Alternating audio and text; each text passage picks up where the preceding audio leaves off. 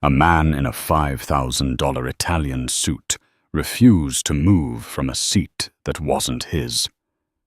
And the quiet black man, standing in the aisle, the one in the worn grey hoodie, was the only person on that airplane who could end his career with a single phone call. But nobody knew that yet. Not the passengers sipping champagne under the warm amber lights of the first-class cabin. Not the young flight attendant nervously watching the exchange from the galley. And certainly not Richard Coleman.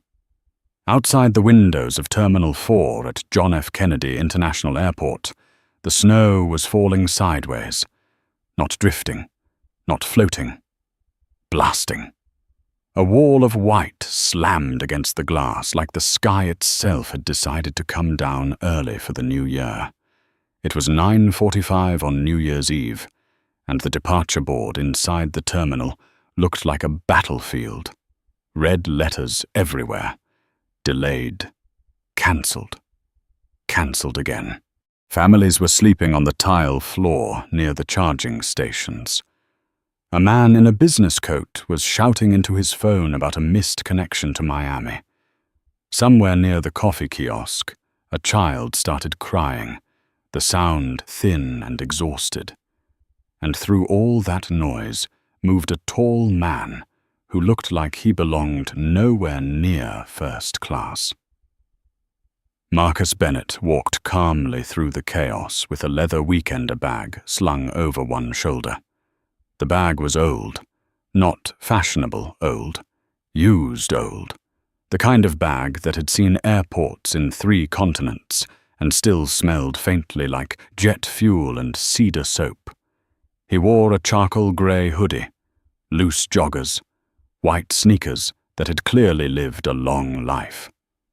To most people rushing through the terminal, Marcus looked like a tired athlete or maybe a music producer who had just wrapped a late studio session.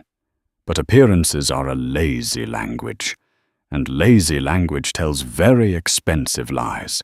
Marcus stopped beside the massive floor-to-ceiling windows overlooking the runway.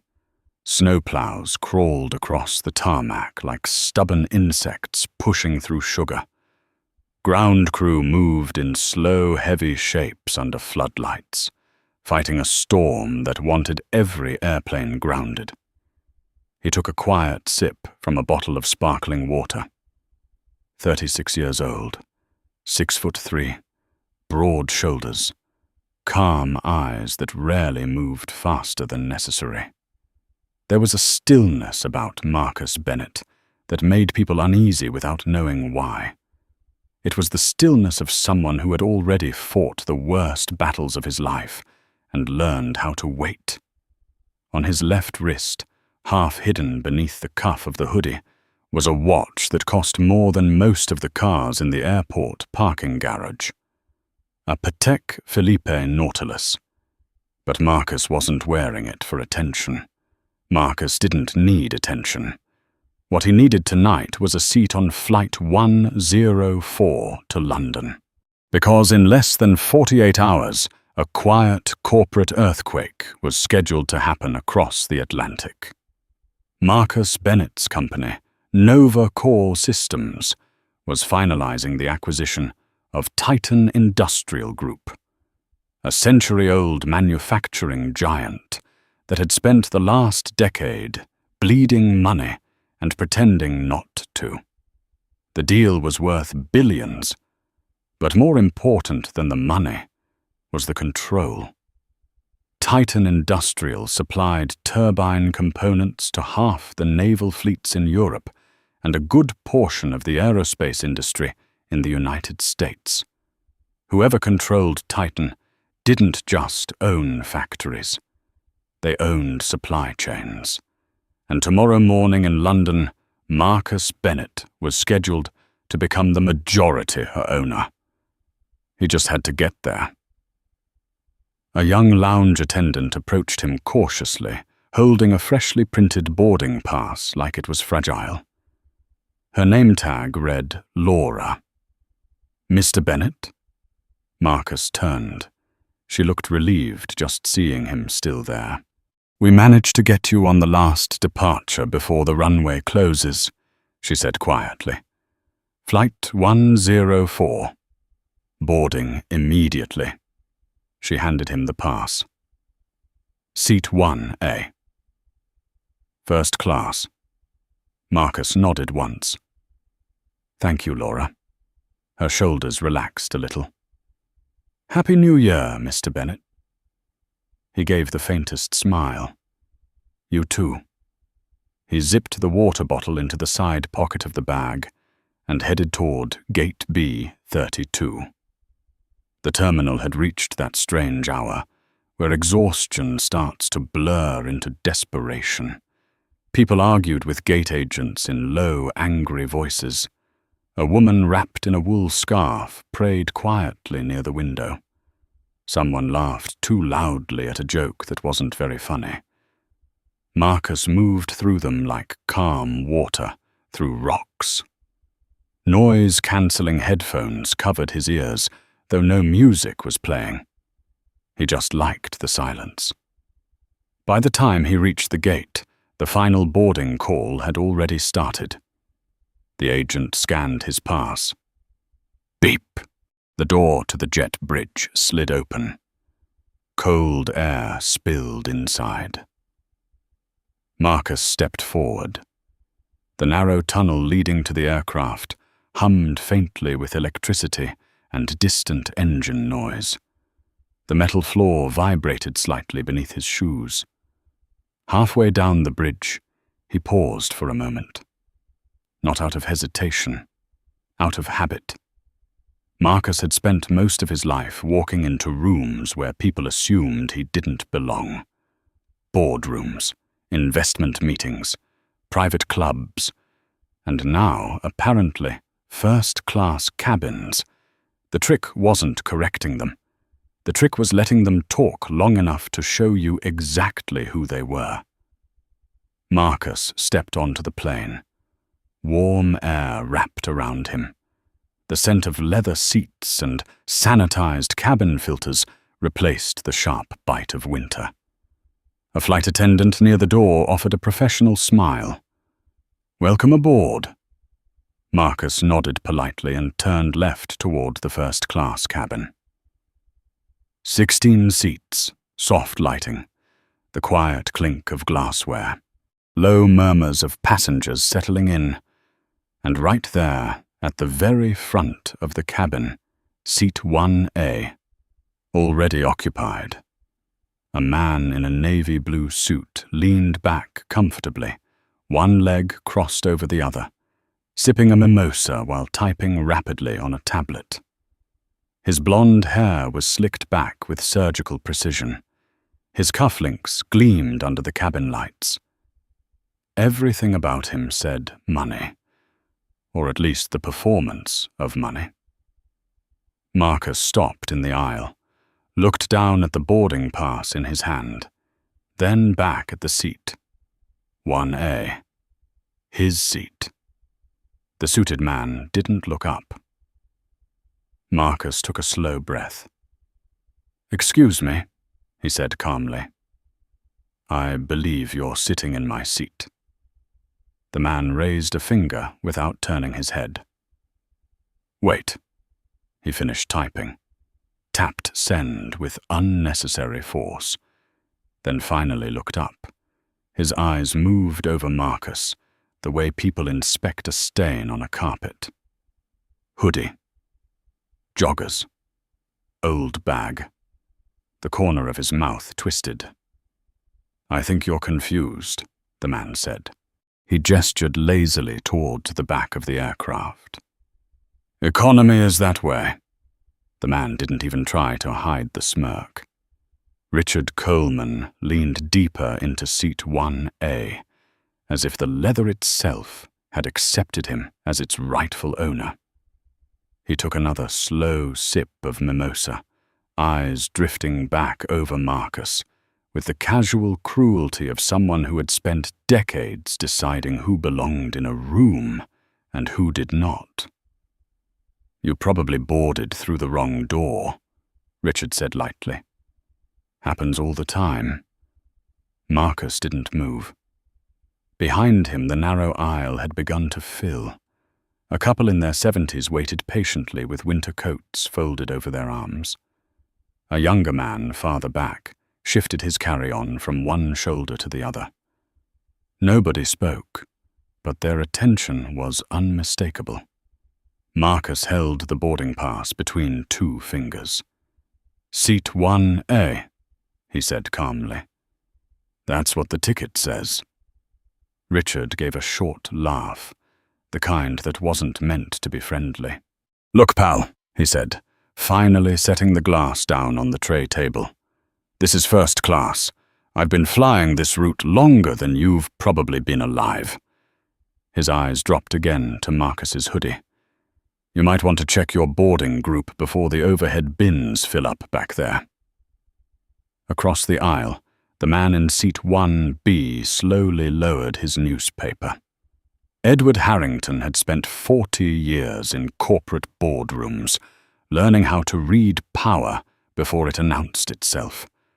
The quiet man standing in the aisle had that same stillness he had seen in generals, founders, and the rare few CEOs who could walk into a crisis and somehow make the room breathe again.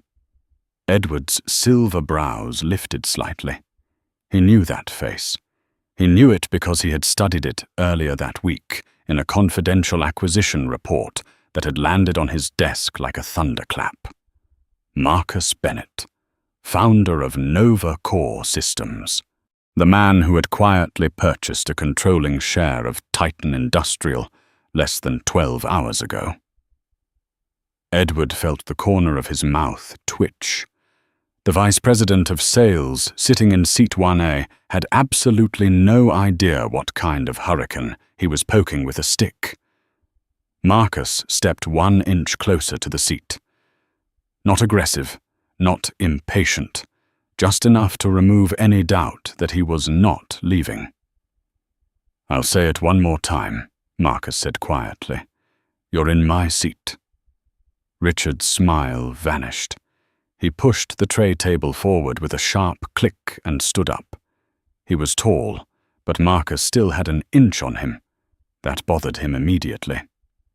"Do you know who I am?" Richard asked. "No," Marcus said, "and I don't particularly care." That answer landed like a slap. Richard's jaw tightened. "I'm Richard Coleman," he said sharply. "Senior Vice President of Sales for Titan Industrial Group.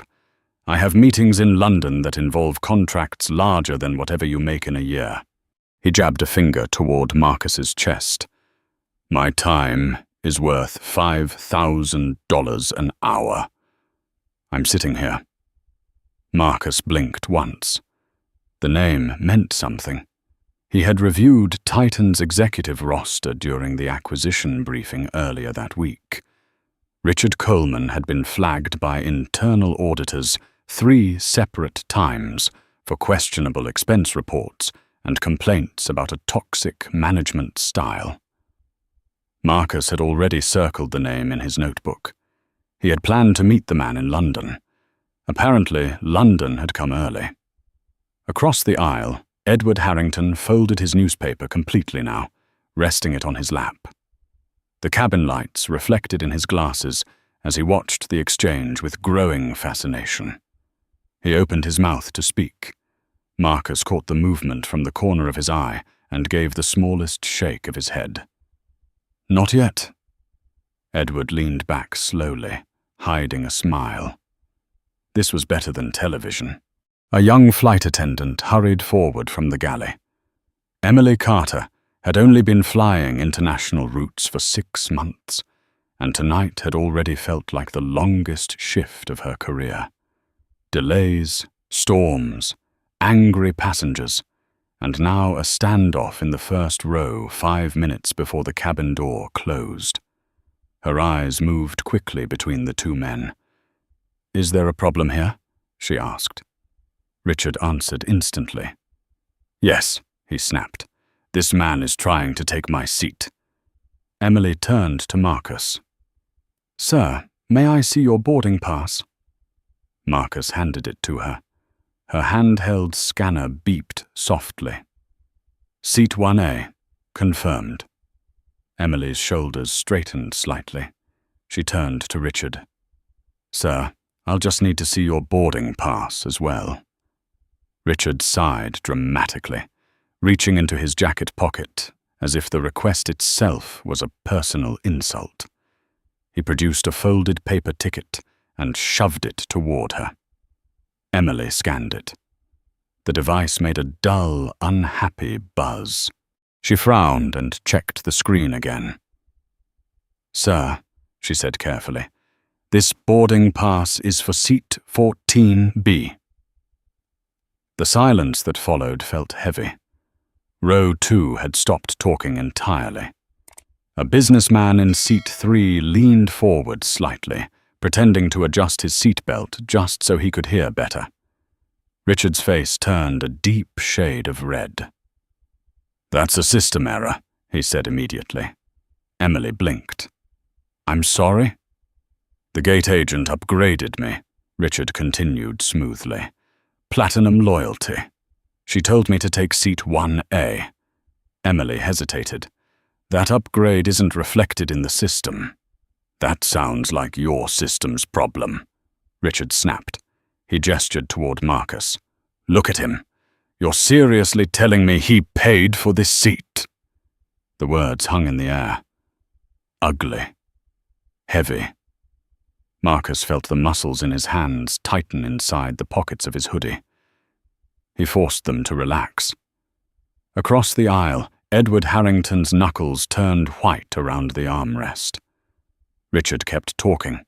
Come on, he said, lowering his voice, but not enough to hide the meaning. You and I both know how this works. There's no way he's first class. Emily's eyes flicked toward Marcus, then back to the scanner. Policy said the passenger with the confirmed seat assignment stayed. But policy didn't account for men like Richard Coleman. Men who threatened lawsuits, name-dropped executives, and delayed entire flights. And this flight could not be delayed. The captain was already waiting for the final door close before the runway shut down in the storm. Emily swallowed. Sir, she said to Richard, I'm going to have to ask you to move to your assigned seat. Richard laughed, a short, cruel bark. You want me to move for him? He looked Marcus up and down again. Absolutely not. Marcus met his gaze. Last chance, he said quietly. Richard leaned closer. Make me. Richard Coleman's smile widened. Not the kind of smile that warms a room. The other kind. The one that dares someone to challenge it. Make me, he repeated, louder this time. A ripple moved through the first-class cabin. Not noise exactly. More like the quiet shift of people leaning closer without looking like they were leaning closer. Marcus Bennett didn't raise his voice. He didn't step forward either. He simply stood there in the aisle, still as a statue, his boarding pass hanging loosely between his fingers. But something about the stillness made the air feel tighter. Emily Carter glanced toward the cockpit. The door was still open. The captain was standing inside, talking to the purser, checking his watch. They were running out of time. Sir, she said carefully to Richard, this passenger has the confirmed seat assignment. I need you to move to 14B. Richard's jaw flexed. You need me to move, he said slowly, because a computer says so. No, sir, Emily replied, her voice steadier now. Because it's his seat. Richard looked around the cabin as if appealing to a jury. Does anyone here seriously believe this guy belongs in first class? Nobody answered. Not because they agreed, because people rarely volunteer to step between arrogance and consequences. Richard snorted. That's what I thought. Marcus watched him quietly. There was no anger in his face, no embarrassment either, just observation, the same way a surgeon studies an X-ray before making the first incision. Sir, Emily tried again, the aircraft door needs to close. Richard waved his hand dismissively. Then close it.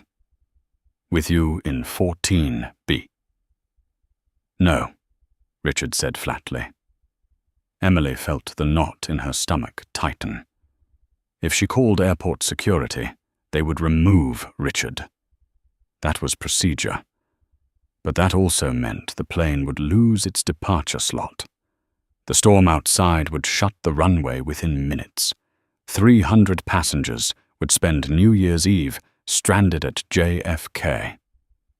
She imagined the emails, the complaints, the supervisor meetings. Richard knew that, too. Men like him always knew exactly how far they could push. Marcus saw the hesitation in her eyes. He had seen that same look on managers' faces, investors' faces, even politicians' faces. The moment when a decision becomes heavier than the rules. Behind Richard, Edward Harrington cleared his throat softly. "Mr. Coleman," he said. Richard turned slightly. Edward's voice was calm, but there was an authority beneath it that didn't need volume. "You should probably check your boarding pass again." Richard frowned. "Stay out of this." Edward's lips pressed into a thin line. Marcus caught his eye again. A small shake of the head. "Not yet." Edward leaned back, folding his hands in his lap. His expression settled into something close to curiosity. Emily took a slow breath. "Sir," she said to Richard, "if you don't move voluntarily, I'll have to contact ground security." Richard laughed again, louder now. "You think they're going to drag a platinum medallion member off this plane 10 minutes before takeoff?" Emily didn't answer. Richard turned back to Marcus. "Look," he said, lowering his voice like he was offering a generous compromise. "Take the empty seat in row 4. I'll even buy you a drink." Marcus tilted his head slightly. "You're offering me a drink," he said. Richard shrugged. "Champagne. Consider it an upgrade." Marcus stared at him for a long moment. The cabin lights hummed softly overhead. Somewhere near row 3, someone's ice clinked against glass. "You're not sitting in my seat," Marcus said quietly. Richard rolled his eyes. "Your seat?" He stepped closer until their faces were barely 2 feet apart. "You know what I see when I look at you," Richard said. Emily felt her stomach drop. She knew that tone. Richard didn't wait for an answer.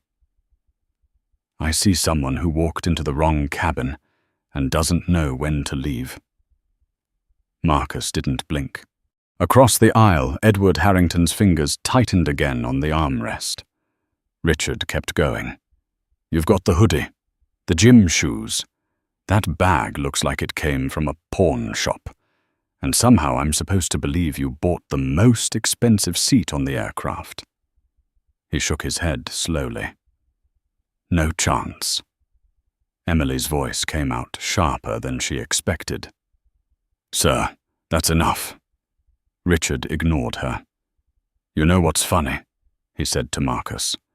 "Guys like you always think the world owes them something." The silence in the cabin turned colder. Marcus felt the familiar heat rise in the back of his neck.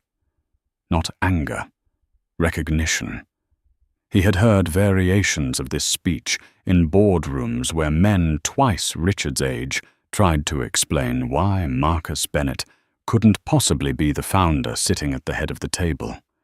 He had heard it from venture capitalists who assumed he was the assistant.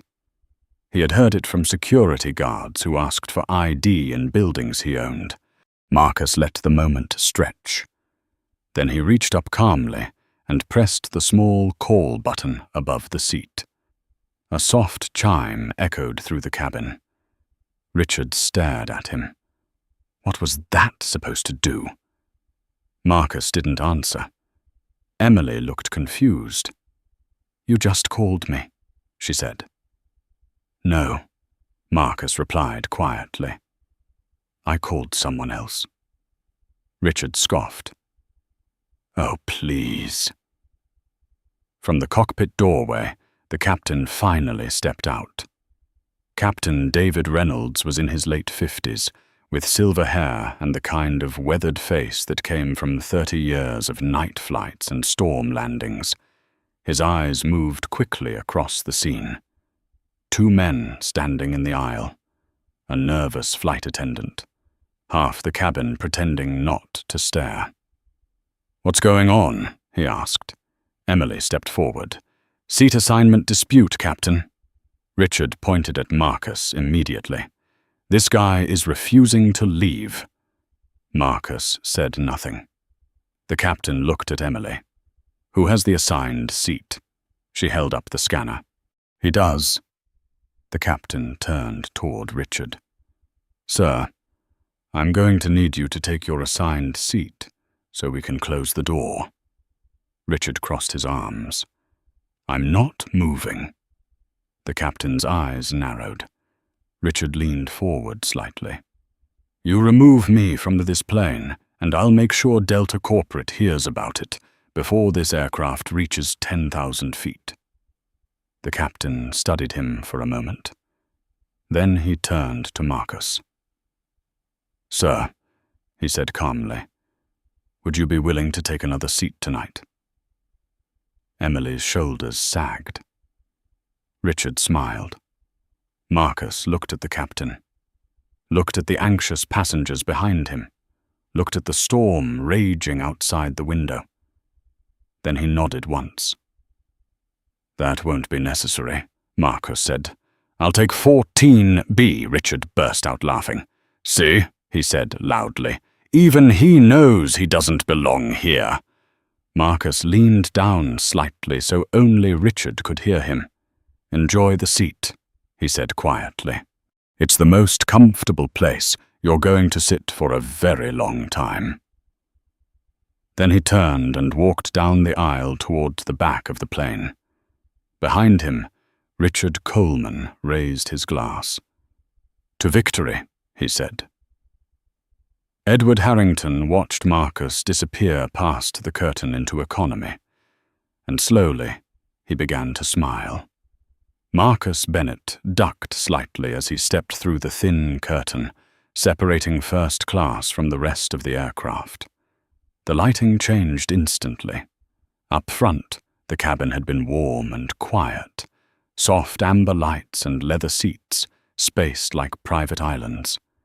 Back here, everything was tighter. Rows stacked close together, overhead bins already bulging. The smell of coffee, winter coats, and recycled air mixing into something familiar to anyone who had spent enough nights in airports. Seat 14. B. Marcus stopped beside it and looked down. A teenager in 14A had his seat reclined all the way back, headphones leaking faint trap music into the aisle. The seat in front of Marcus barely left room for knees. Marcus slid his bag into the overhead and folded himself into the narrow seat. His shoulders brushed the armrests on both sides. He exhaled slowly. In the front of the aircraft, Richard Coleman stretched his legs across the extra space of seat 1A, like a man settling into a throne. He swirled the last of his mimosa and glanced across the aisle at Edward Harrington. "You see?" Richard said with satisfaction. "Problem solved." Edward didn't answer immediately. He adjusted his glasses and looked down at the biography resting in his lap. The cover showed Winston Churchill staring into the distance with that familiar bulldog scowl. "Leadership," Edward said finally, almost to himself. Richard frowned. "What?" Edward closed the book carefully. "It's a study in leadership," he repeated. "Churchill." "Fascinating man." Richard shrugged. "History's full of them." Outside the windows, ground lights flickered through sheets of snow as the aircraft pushed back from the gate. The engines began their low, rumbling growl, deep and powerful like something waking beneath the metal skin of the plane.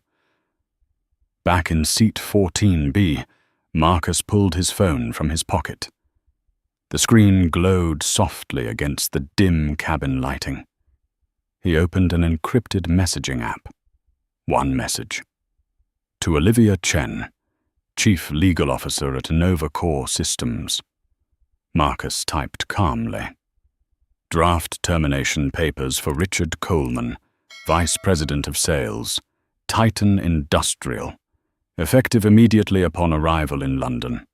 Also request passenger manifest and on-board incident report from Delta Flight 104. He paused, then added another line. Preserve all device logs associated with Richard Coleman. No remote wipe permitted.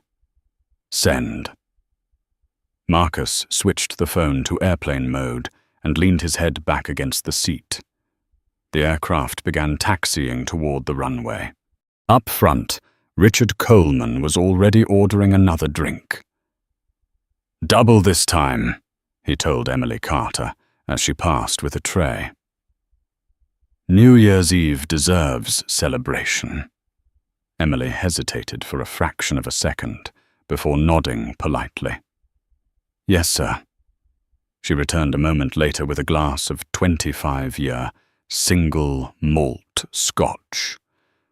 Richard lifted it in a mock toast toward the empty aisle. "To knowing where you belong." Across the aisle, Edward Harrington watched him quietly. The engines roared. The aircraft surged forward. Within seconds, the Boeing 777 lifted into the storm and punched through the cloud layer into the black Atlantic sky. 2 hours later, the cabin lights dimmed to a soft midnight blue. Most passengers were asleep or pretending to be. The steady hum of the engines created a hypnotic rhythm that wrapped the aircraft in a strange, floating calm. Marcus wasn't sleeping. His laptop balanced on the tiny tray table, digging into his stomach. Numbers filled the screen in neat columns of financial reports. Titan Industrial, Q4 logistics and distribution costs. Marcus zoomed in on one column. Miscellaneous external consulting. $3 million. His fingers tapped the trackpad slowly as he scrolled through transaction notes. External consulting was one of those polite corporate phrases that often meant something else entirely. Bribes, kickbacks, or theft. Marcus rubbed his temple. He opened the executive org chart. There it was. Vice President of Sales, Richard Coleman. Marcus stared at the name for a long moment before closing the laptop halfway. The irony almost made him laugh. 200 feet ahead of him, the man responsible for the suspicious numbers was sitting comfortably in Marcus's seat, drinking scotch. Up front, Richard had indeed grown comfortable. His shoes were off now. Sock-covered feet resting against the bulkhead wall.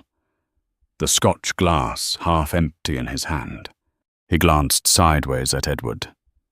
"You travel much?" Richard asked. Edward looked up from his book. "Enough. What line of work?" "Manufacturing," Edward replied calmly. Richard brightened instantly. Well, now that's interesting. Same industry. Titan Industrial Group. You might have heard of us. Edward nodded slowly. I have. Richard leaned closer conspiratorially. Between you and me, the company's going through a buyout right now. Some tech startup trying to muscle into real industry. Is that so? Yeah. Nova Core Systems. Never heard of them before last month? Richard chuckled. Couple of Silicon Valley kids who think algorithms run factories. Edward's eyes narrowed slightly behind his glasses. And you disagree?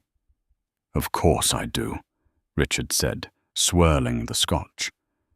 Guys like that think spreadsheets tell the whole story. But they don't understand the game. What game? Richard lowered his voice. The flow. Edward said nothing. Richard leaned even closer. Inventory moves between Jersey and Leeds all the time. Adjust a shipment here.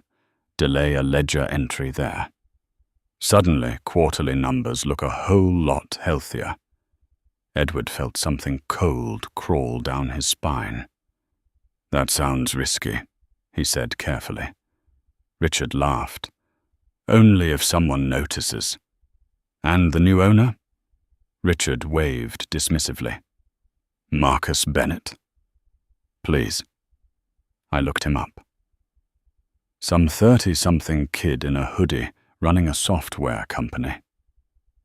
Edward looked out the window into the black ocean night. You might be underestimating him. Richard drained the rest of the glass. Trust me, he said confidently.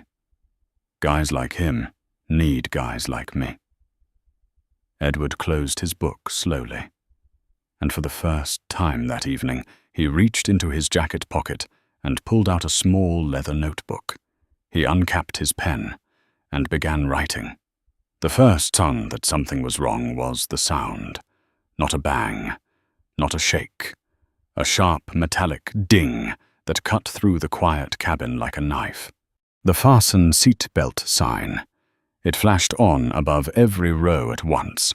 A second later, the captain's voice came over the speakers, calm but tighter than before.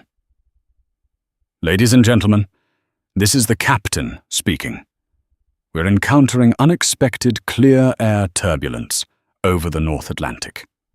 I need everyone seated with seatbelts fastened immediately. Flight attendants, take your jump seats. The hum of the cabin changed. It wasn't panic yet, but it was close. Passengers shifted in their seats. Seatbelts clicked. The faint rustle of blankets and jackets filled the air. In seat 1A, Richard Coleman rolled his eyes. Drama, he muttered. His glass of scotch was still half full in his hand. Across the aisle, Edward Harrington slowly fastened his belt. Probably a good idea, Edward said quietly. Richard waved him off. I've flown worse. He reached toward the call button above his seat. Emily Carter appeared almost instantly. Yes, sir. Another one of these, Richard said, holding up the empty scotch glass. Emily glanced at the illuminated seatbelt sign. I'm sorry, sir. Service is suspended until we clear the turbulence. Richard leaned back with a scoff. Unbelievable. Emily moved quickly down the aisle toward her jump seat. The plane hit the first pocket of rough air. A sudden jolt, not violent, but sharp enough that several passengers gasped. Overhead bins rattled. Ice clinked in glasses. Then the aircraft steadied again. For a moment, everything went quiet. Richard smirked. See? He said. Edward didn't answer, because the next second, the floor disappeared. The Boeing 777 dropped 400 feet in less than 3 seconds. It felt like the entire aircraft had been yanked downward by an invisible hand. The cabin exploded into chaos. Screams tore through the darkness. A coffee pot launched upward in the galley and shattered against the ceiling. In seat 1A, Richard Coleman shot straight out of his chair. Because he wasn't wearing his seatbelt. His head slammed violently into the overhead compartment with a dull, sickening thud, before gravity slammed him back down into the seat. The Scotch glass exploded against the window beside him. Amber liquid and shards of glass sprayed across his expensive suit. "My nose!" Richard screamed. Blood poured between his fingers as he grabbed his face. The aircraft shuddered again, harder this time. Across the aisle, Edward Harrington gripped the armrest as the plane lurched. Pain shot through his chest. Sharp. Sudden. His breathing became shallow. He reached for the pocket of his jacket. His hand trembled. "Richard," he whispered. Richard was still cursing, frantically dabbing his bleeding nose with a napkin. "My suit is ruined." Edward's vision blurred. He tried again. "Pills in my bag." Richard glanced sideways. Edward's hand had fallen against his sleeve. Richard jerked away immediately. "Hey, watch it!" he snapped. Edward's fingers tightened weakly around the fabric. "Please," Richard slapped the hand off. "Don't grab me," he said irritably. "You're wrinkling the jacket." Edward's head sagged forward. The pain in his chest intensified. His left arm went numb. In the rear of the aircraft, Marcus Bennett had already unbuckled his seatbelt. He didn't need an announcement to know what had happened. He had spent enough years climbing mountains in his 20s to recognize the chaos of sudden vertical motion. But he also heard something else. The flight attendant shouting from the front of the cabin. "Medical emergency in first class." The aircraft bucked again. Passengers clung to armrests. Marcus moved anyway. He braced himself against seat backs as he pushed up the aisle, steady even as the plane trembled beneath his feet. By the time he reached the curtain separating cabins, Emily Carter was already kneeling beside seat 1B. Edward Harrington's face had turned grey. His breathing was shallow and irregular. Richard sat beside him, clutching his nose and complaining loudly. "This airline is going to pay for this." Marcus stepped into the row. "I have medical training," he said calmly. Emily looked up, relief flooding her face. "Please." Marcus dropped to one knee beside Edward. His movements were fast but controlled. 2 fingers to the neck. Pulse. Weak. Irregular. "Airways clear," Marcus said. "He's pointing to his bag." Emily grabbed the leather briefcase under Edward's seat and opened it with shaking hands. "What am I looking for?" "Medication." Her fingers found a small orange bottle. "Nitroglycerin." "Good." Marcus took it. He gently tilted Edward's head back and placed a tablet beneath his tongue. "Stay with me," Marcus said quietly. The plane shuddered again. Hard enough that Marcus had to brace one arm against the bulkhead to keep from being thrown forward. Richard watched them with annoyance. "He's faking it," he muttered. "Look at my suit." Marcus turned his head slowly. The look he gave Richard was cold enough to freeze water. "Shut up." Richard's mouth snapped closed. Emily hurried back with a portable oxygen tank. Marcus secured the mask over Edward's face. "Breathe slowly," he instructed. For the next 10 minutes, the aircraft fought its way through the rough air. Passengers prayed. Some cried.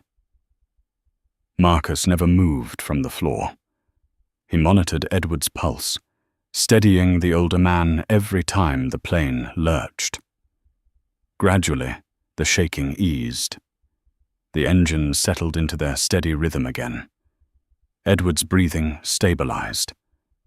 Color slowly returned to his face. His eyes opened. He looked up at the man kneeling beside him. Recognition flickered.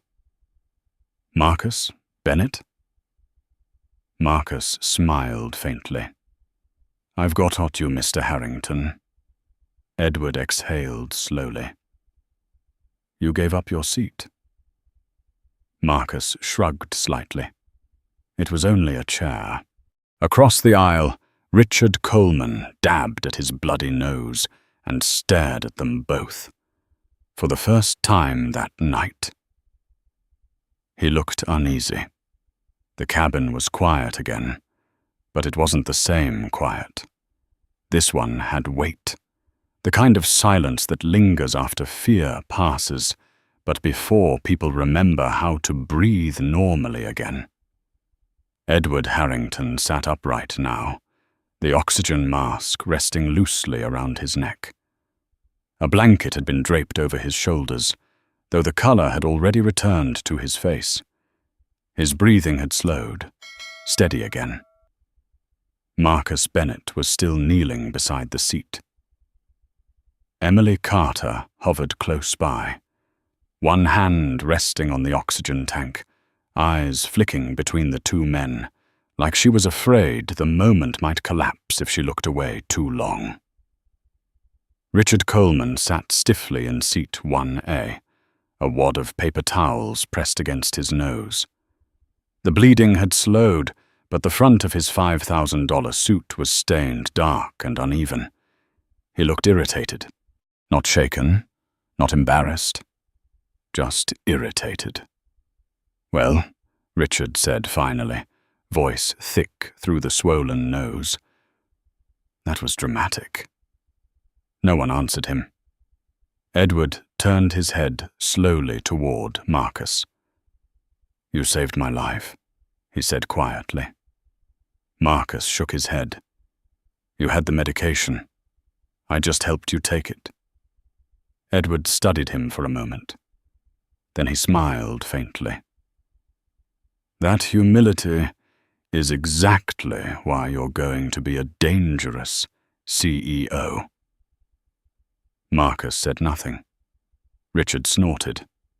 "CEO?" he said. He looked between them with open disbelief. "Of what? A sneaker company?" Emily's head snapped toward him. "Sir." But Edward lifted a hand gently. "Let him speak." Richard leaned forward, still clutching the bloodied towels. "You know what's funny?" he said. "Everyone keeps acting like this guy is important." He pointed toward Marcus. "He's wearing sweatpants." Marcus slowly stood. He was taller than Richard had realized. When he turned, the cabin lights reflected off the polished steel bezel of the watch on his wrist. Richard's eyes lingered there for a second. Something about the watch tugged at the back of his mind. But arrogance has a way of blinding people right before the moment they most need to see clearly. Emily cleared her throat. "Mr. Harrington, I'd like to move you to the jump seat until we confirm you're stable." Edward shook his head. "I'm not going anywhere." His voice had changed. Stronger now. More authoritative. "Mr. Bennett will sit here with me." Emily hesitated. "That seat belongs to—" Edward didn't even look at Richard. "I'm aware." The tone left no room for debate. Emily nodded slowly. "Of course." Richard leaned back with a laugh. "Oh, perfect. Now the hoodie gets a promotion." Marcus didn't react. He sat in the empty jump seat facing the two men. The arrangement was strange. First class had turned into something else entirely. A boardroom at 30,000 feet. Edward rested his hands on the armrests. His breathing was steady again, but his eyes were sharp. "Mr. Bennett," he said calmly, "I assume you were traveling to London for the transition meeting." Marcus met his gaze. "I was." Richard frowned.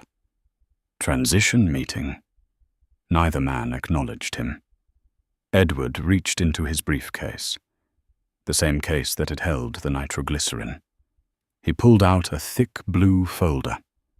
Stamped across the front in silver lettering were the words, "Confidential Novacore Systems, Titan Industrial Acquisition."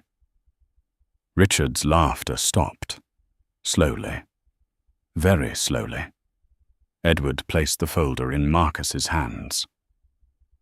"I was reviewing executive retention decisions earlier tonight," Edward said, "particularly the sales division." Marcus opened the folder. He didn't look at the pages. His eyes remained on Richard. "I've reviewed the numbers," Marcus said quietly. Richard shifted in his seat. "What numbers?" Marcus leaned forward slightly. "The Q4 variances," he said. Richard's stomach tightened. "How would you know about those?" Marcus closed the folder. The sound was soft, but final. "You asked earlier if I knew who you were," Marcus said. Richard forced a laugh. "Yeah, I did." Marcus nodded. "You're Richard Coleman, Vice President of Sales, Titan Industrial Group. You redirected $2 million into a Cayman shell company you labeled consulting. You shifted inventory between Jersey and Leeds to hide quarterly losses, and you refused to assist a passenger in cardiac distress because you were worried about your suit." Richard's face went pale. How were you listening to that?" Edward answered for him. "You said it loud enough for half the Atlantic to hear." Richard looked wildly between them. "No. This is ridiculous." He pointed at Marcus. "You were eavesdropping." Marcus's voice stayed calm. "I was learning." Richard turned to Edward. "Harrison." Edward's voice cut through the cabin like steel. "Edward." Richard blinked. "What?" "My name," Edward said coldly, "is Edward Harrington." The name landed. Richard's mouth opened, then closed again. Edward leaned back slightly. "You see, Richard," he said quietly, "there's something you never learned about leadership." "What's that?" Edward gestured toward Marcus. "You should always know who's in the room." The cabin felt colder suddenly. Marcus rested his forearms on his knees. "You called me a kid in a hoodie earlier," he said. Richard's throat went dry. Marcus continued. "My name is Marcus Bennett, founder and chief executive officer of Novacore Systems. This morning, Novacore purchased 51% controlling interest in Titan Industrial Group." Richard felt something collapse inside his chest.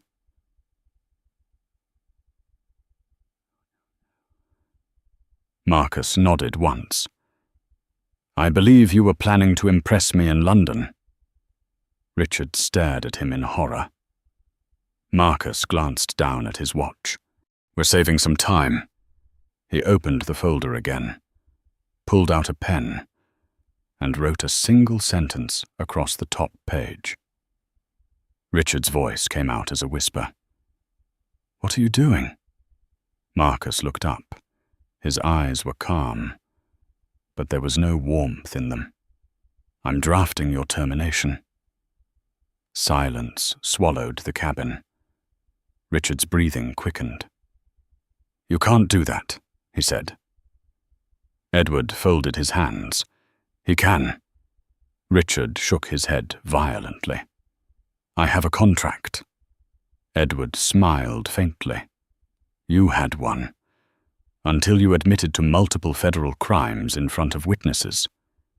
Richard looked around desperately. The other passengers in first class were watching openly now. Emily Carter stood near the aisle with a bottle of water in her hands. For the first time that evening, she was smiling. Marcus placed the pen back in his pocket. "We have 4 hours before London," he said calmly. "I suggest you spend them thinking about your next career." Richard Coleman stared at Marcus Bennett like a man who had just realized the floor beneath him wasn't solid ground anymore.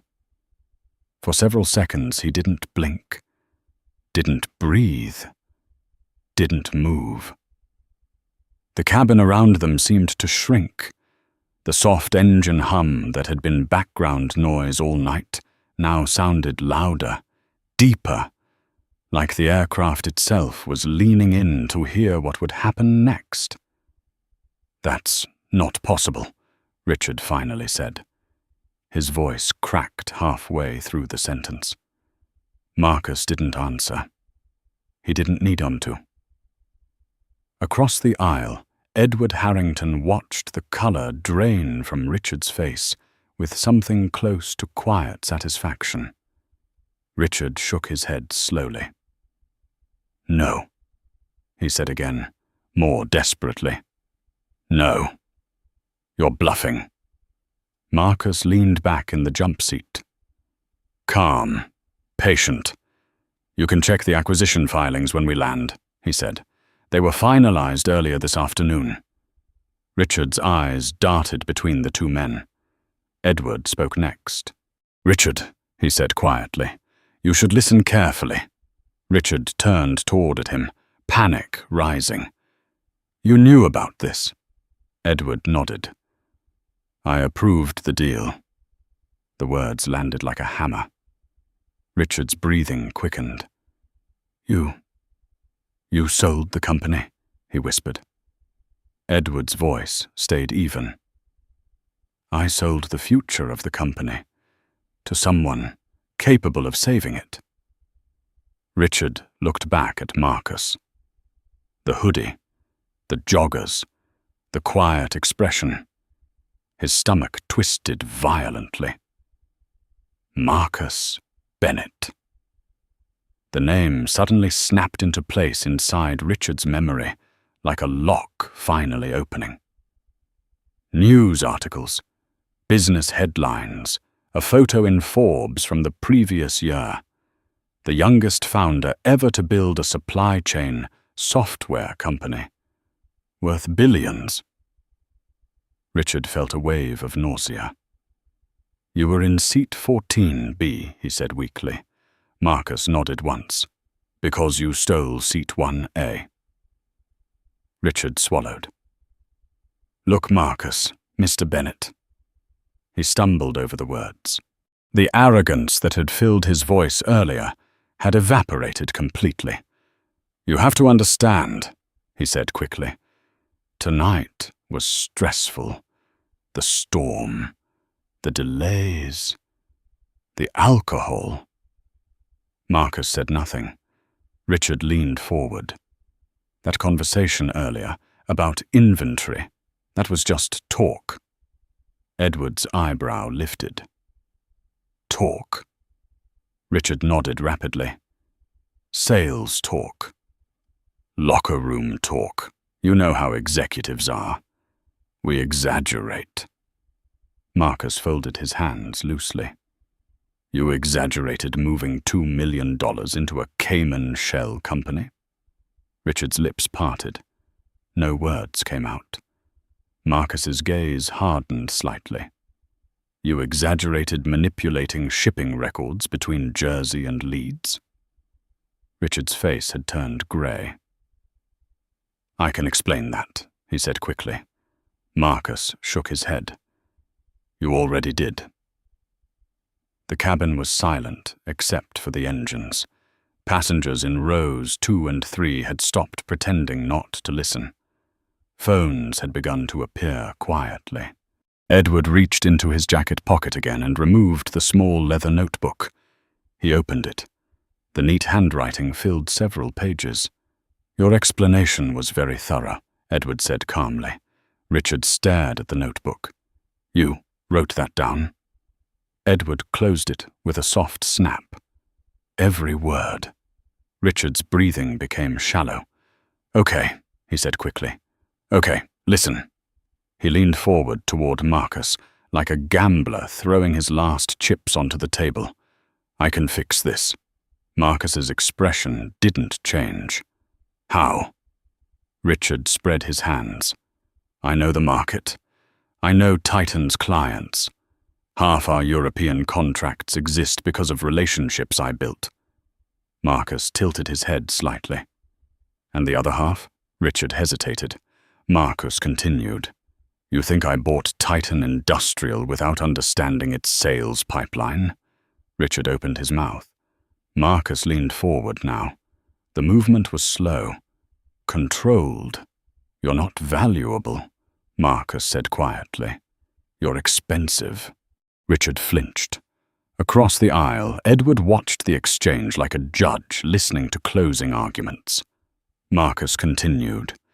"You steal from the company. You intimidate staff."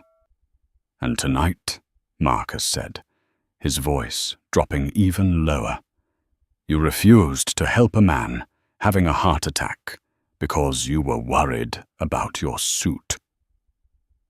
Richard's shoulders sagged. The fight was draining out of him. "That wasn't what happened," he muttered weakly. Emily Carter stepped forward slightly. Her voice was calm, but unmistakably firm. "It is exactly what happened." Richard looked at her like he had only just noticed she was still there. Emily held his gaze without blinking. "You pushed his hand away," she said. "You told him not to wrinkle your jacket." The words hung in the air. Richard's lips trembled. Marcus leaned back again. "This isn't personal," he said. Richard laughed bitterly. "Oh, it's personal now." Marcus shook his head slowly. "No," he said. "What's personal is character." The cabin lighting flickered softly as the plane crossed into a new time zone over the Atlantic. Hours passed slowly after that. No one in the first 2 rows slept. Richard sat motionless in seat 1A, the seat he had fought for, the seat he had mocked someone for. Now it felt like a prison chair. He stared at the dark ocean outside the window, replaying every moment of the evening in his head, every word, every insult, every smug smile. Across from him, Marcus Bennett opened his laptop again. The glow of the screen illuminated his calm face as he typed steadily. Emails to legal teams, security instructions, executive transition notes. Edward Harrington watched him work with quiet admiration. "You move quickly," Edward said. Marcus didn't look up. "Momentum matters." Edward nodded slowly. "You remind me of myself 40 years ago." Marcus paused for the first time. "That's either a compliment," he said, "or a warning." Edward smiled. "Both." The cabin lights slowly brightened as the aircraft approached Ireland. Morning sunlight crept across the windows. Richard suddenly reached into his pocket. His phone. If he could delete the messages, the offshore account records, the encrypted chats. His thumb pressed the power button. Nothing. He pressed again. Still black. Panic crawled up his spine. "My phone's dead," he said suddenly. Marcus closed the laptop. "It isn't." Richard looked up. "What?" Marcus met his eyes calmly. An hour ago, I sent a message to Nova Corps' IT security team through the onboard network. Richard felt his pulse spike. Marcus continued. All corporate devices assigned to your account have been locked. Richard's mouth went dry. That's illegal. Edward chuckled softly. Page 45 of your employee handbook says otherwise. Marcus nodded. Your phone, your tablet, your laptop in the overhead bin. They're all bricks now. Richard stared at the dark screen in his hands. The final escape route had just disappeared. Outside the window, the morning sun spread across the Atlantic. Ahead of them, London waited. The morning light over the Atlantic crept slowly into the cabin, pale and cold through the oval windows. For most passengers, it meant the flight was almost over. For Richard Coleman, it felt like the clock had started running out. He had not moved from seat 1A for nearly 3 hours. The same seat he had defended with arrogance earlier now felt smaller, tighter, like the leather had hardened around him. Across from him, Marcus Bennett sat quietly in the jump seat, with his laptop closed on his knees. Edward Harrington had dozed off for a while, but he was awake again now, sipping water slowly as his strength returned. Emily Carter passed through the cabin, checking seatbelts and trays as the first announcement from the cockpit crackled through the speakers. Ladies and gentlemen, this is your captain speaking. We've begun our descent into London Heathrow. Local time is just after 6 in the morning. The sound of that announcement hit Richard harder than the turbulence earlier. London, the place where he had planned to walk into a boardroom and charm the new owner of Titan Industrial. Now the new owner was sitting 10 feet away, watching him unravel. Richard leaned forward slightly. Marcus, he said quietly. Marcus didn't look up. Mr. Bennett, Richard corrected himself quickly. Marcus lifted his eyes. The calm in them was worse than anger. Richard swallowed. Look, he said, lowering his voice further. This situation has gotten out of control. Marcus waited. Richard spread his hands helplessly. I was drunk. People say things when they drink. Marcus's voice stayed level. You admitted to financial crimes. Richard shook his head fast. No. I exaggerated.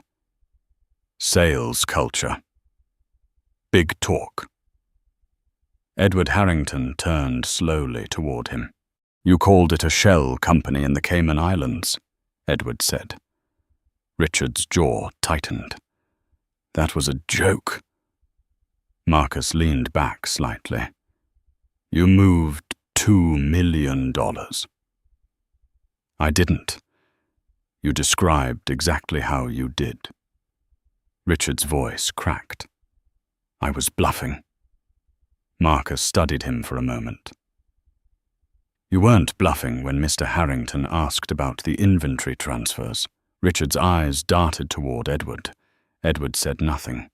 He simply held up the leather notebook again. Richard's shoulders slumped. For a long moment, the 3 men sat in silence as the aircraft began its slow descent through layers of cloud. Finally, Richard spoke again. I can make this right. Marcus's eyebrow lifted slightly. How? Richard leaned forward urgently. I'll return the money. Edward laughed quietly. Richard turned to him. What? Edward's voice was calm. You think this is about money? Richard opened his mouth. Edward continued. You stole from the company. You lied to the board. And you refused to help a man who was dying in the seat next to you. Richard looked away. That's not fair. Marcus's voice cut through the cabin. It's accurate. The landing gear lowered with a distant hydraulic groan beneath the aircraft. Passengers around them began gathering bags, stretching, whispering about connections and customs lines. But the first 2 rows remained frozen in their own gravity. Richard rubbed his temples. I have 2 ex-wives, he said suddenly. Marcus blinked. And a mortgage. Edward leaned back in his seat. You should have thought about that before committing fraud. Richard stared down at his hands, the same hands that had waved Marcus away hours earlier like he was a nuisance. He suddenly felt very tired. The plane broke through the cloud layer. London appeared below them, grey and quiet in the early morning light. Marcus glanced out the window briefly. Then he checked his watch. Richard noticed the movement. You're enjoying this, he muttered. Marcus looked back at him. No. Richard laughed bitterly. Sure looks like it. Marcus shook his head. This is administrative. Richard blinked. What?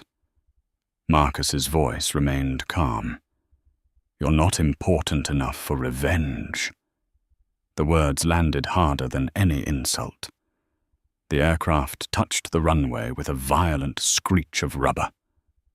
The cabin lurched forward as the engines roared into reverse thrust. Richard gripped the armrests tightly. The plane slowed, turned, taxied. Minutes passed that felt like hours. Finally, the aircraft rolled to a stop at the gate. The seatbelt sign chimed off. Passengers immediately began standing and reaching for overhead bins. But before anyone could move down the aisle, the public address system clicked again. The voice this time was not the captain's. Ladies and gentlemen, please remain seated with your seatbelts fastened. Confused murmurs spread through the cabin. We have been instructed by ground authorities to hold all passengers until further notice. Richard's heart slammed against his ribs. Ground authorities? He sank lower into seat 1A. The forward cabin door hissed open. Cold morning air rushed inside. And then 4 people stepped onto the aircraft. 2 uniformed Metropolitan Police officers, and 2 men in dark suits carrying leather folders. The Serious Fraud Office. They didn't look at the other passengers. They walked straight down the aisle, straight toward the seat 1A. The lead officer stopped beside Richard. Richard Coleman. It wasn't a question. Richard's throat closed. Yes. Stand up. His legs barely obeyed. The officer took hold of his arm. Keep your hands where we can see them. Passengers in the surrounding rows lifted their phones immediately. Richard's voice shook. This is ridiculous. One of the suited agents stepped forward. I'm Agent Daniel Mercer with the Serious Fraud Office. He opened the folder. You are under arrest on suspicion of conspiracy to commit fraud, money laundering, and grand larceny. The words echoed through the silent cabin. Richard's face went white. You can't arrest me for accounting errors. Agent Mercer didn't smile. It stops being an error when you move $2 million into a Cayman shell company. Richard's eyes shot toward Marcus. Him! He shouted. He hacked my phone. Marcus stood calmly near the exit row with his bag over his shoulder. Agent Mercer glanced at him, then back at Richard. Mr. Bennett didn't hack your phone, he said. He owns the company you stole from. The officer spun Richard around. Cold steel cuffs snapped around his wrists. The click echoed through the cabin like a gunshot. Passengers gasped. Richard struggled weakly. "I didn't do anything." The officer pushed him toward the aisle. "Save it for the judge." As they marched him forward, he passed Edward Harrington. Edward removed his glasses slowly. Richard's voice broke. "Edward, tell them." Edward wiped the lenses calmly. "You were a liability," he said, "in business and in life." Richard was pushed past the galley, where Emily Carter stood waiting. She offered him the same polite smile she had given every passenger that night. "Thank you for flying with us, Mr. Coleman," she said sweetly. "Watch your head on the way out." Richard said nothing. He couldn't. He was already being dragged down the jet bridge into the grey London morning, and the end of everything he thought he owned. For a moment after Richard Coleman disappeared down the jet bridge, nobody in the first-class cabin moved. The silence felt different now. Not tense, relieved.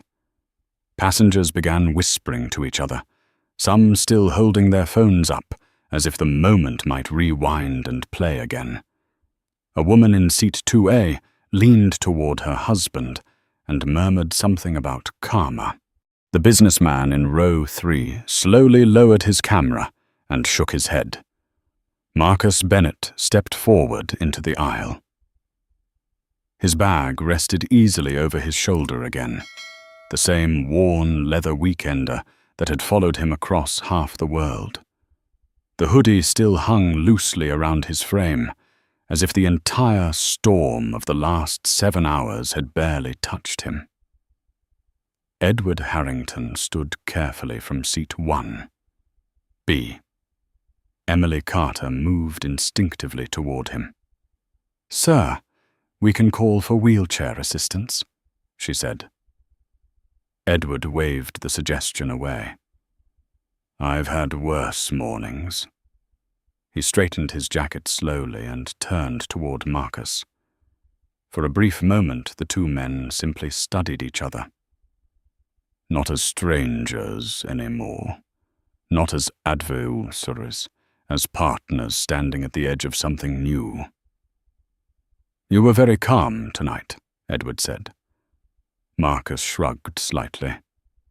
"Airplanes have a way of revealing people." Edward smiled faintly. "That they do." Around them, passengers began collecting coats and luggage as the flight attendants finally allowed disembarkation to begin. But the front of the cabin remained paused, as if everyone sensed that the real story had not quite finished unfolding yet. Agent Daniel Mercer appeared again at the doorway. He nodded respectfully. "Mr. Bennett, Mr. Harrington." Marcus stepped forward. "You have everything you need?" Mercer held up the leather folder. "The data transfer during the flight gave us more than enough to obtain a warrant before landing." Edward's eyebrows rose slightly. "That fast?" Mercer allowed himself the smallest smile. "Fraud investigations move quickly when the victim owns the servers." Marcus nodded. "We'll give our statements. Today." Marcus glanced briefly towards the windows, where the grey London sky stretched over the runways. "Yes." Edward chuckled softly.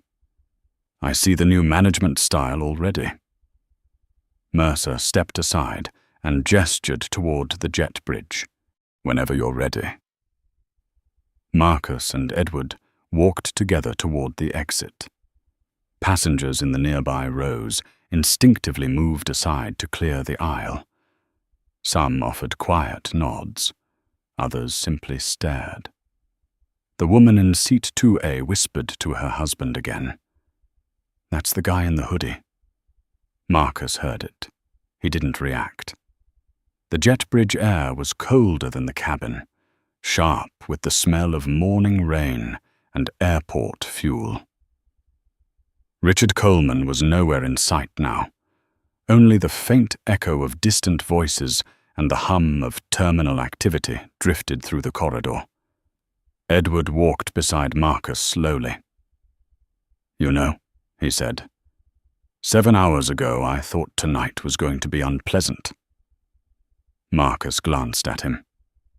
"The heart attack?" Edward shook his head. "The board meeting?" Marcus laughed quietly. "That might still be unpleasant." Edward looked thoughtful for a moment. "You planned some of this, didn't you?" Marcus raised an eyebrow. "Which part?" Edward gestured vaguely toward the aircraft behind them. "The observation." Marcus didn't answer immediately. They reached the end of the jet bridge where airport security officers stood waiting near the terminal entrance. Finally, Marcus spoke. "People tell you who they are if you give them enough time." Edward nodded slowly. "Yes," he said. "They do." They stepped into Heathrow Terminal 3. The early morning crowd moved around them in a blur of luggage wheels and tired travelers returning home for the new year. Airport announcements echoed softly overhead. Marcus felt his phone vibrate in his pocket. The signal had returned. He pulled it out. One new message from his mother in Chicago. "Happy New Year, baby. Did you make it to London okay? I hope they gave you a good seat this time." Marcus stopped walking. Edward glanced at him. "Everything all right?" Marcus smiled slightly as he typed the reply. "Happy New Year, Mom. I made it safe." He paused, then added one more line. "The seat turned out perfect." He hit send and slipped the phone back into his pocket. Outside the glass doors at the end of the terminal, the flashing blue lights of police vehicles reflected across the wet pavement. Richard Coleman was likely already sitting in the back of one of them, handcuffed, silent now, in a way he had not been all night. Edward followed Marcus's gaze toward the lights. "Strange way to start the year," he said. Marcus nodded. "New beginnings usually are." Edward studied him carefully. "You know the board will fight you. I expect them to. They won't like how fast you move." Marcus shrugged. "They'll like bankruptcy less." Edward laughed quietly. "You really do remind me of myself." Marcus pushed the glass door open and stepped into the cold London air. Behind them, the airport doors closed with a soft mechanical hiss. Ahead of them, the city stretched grey and waking beneath the winter sky. Marcus adjusted the strap of his bag and began walking toward the waiting cars. Edward followed beside him. Somewhere far behind them, in a holding room inside the airport police station, Richard Coleman was discovering what it felt like to lose everything in a single night. His title, his reputation, his freedom, and the seat he had stolen. Because the truth was simple. The man he had tried to push out of first class had never been the wrong passenger. He had simply been the wrong person to underestimate. 4 months later, the courtroom in Southwark Crown Court was full, not because Richard Coleman was famous, but because the story had spread. The arrest on the airplane had been recorded from 6 angles. By the time the aircraft doors opened that morning, videos were already moving across social media. A man in a $5,000 suit being marched off a transatlantic flight in handcuffs, while stunned passengers whispered behind him. News outlets had given the story their own names. The thief in seat 1A, the executive who arrested himself. But inside the courtroom, none of that mattered anymore. Richard Coleman sat at the defense table wearing a plain grey suit that no longer fit the way expensive suits once had. The sharp confidence that had defined him on that flight was gone. His shoulders were slightly hunched now, his hands folded tightly in front of him as if he were trying to keep them from shaking. Across the room, the prosecution presented the evidence one piece at a time. Financial transfers, offshore shell accounts, inventory records from warehouses in New Jersey and Leeds. And finally, the testimony. Edward Harrington took the stand first. His voice was calm, steady. The same voice that had once commanded boardrooms and factories across 3 continents. He described the conversation on the airplane with careful detail. Every word Richard had spoken while bragging about moving money and manipulating inventory. The defense attorney attempted to interrupt. "Mr. Harrington, the defendant had been drinking." Edward adjusted his glasses. "He was bragging," he replied. "And the medical emergency?" the prosecutor asked. Edward's expression hardened slightly. "I asked him for help." The courtroom grew quiet. "He told me not to wrinkle his jacket." Those 12 words carried more weight than any financial document. The jury wrote something down. Marcus Bennett testified the following day. He wore a dark suit now, tailored and sharp, but the watch on his wrist was the same one he had worn on the plane. When he spoke, his tone was calm, controlled, almost clinical. He explained the acquisition of Titan Industrial, the internal audits that had already begun before the flight, the locked devices, the preserved financial logs, the attempted deletion of corporate data once the aircraft had begun its descent. The defense tried to suggest Marcus had manipulated the situation. Marcus answered simply. Mr. Coleman revealed everything himself. The trial lasted 3 days. The jury deliberated less than 2 hours. When they returned, the foreman stood and delivered the verdict. Guilty on all counts. Fraud by abuse of position, money laundering, grand larceny. Richard Coleman stared forward as the sentence was read. 5 years in prison. Asset seizure to recover stolen funds. Permanent disqualification from corporate leadership positions.